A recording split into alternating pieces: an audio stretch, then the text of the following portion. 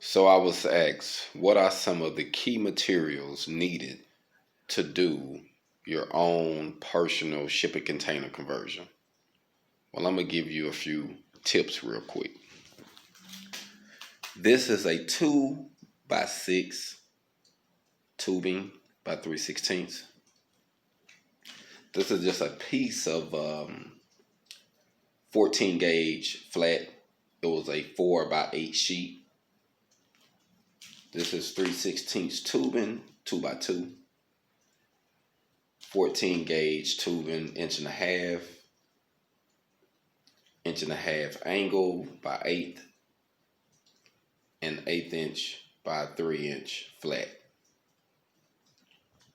This is the key essentials to building your own shipping container conversion.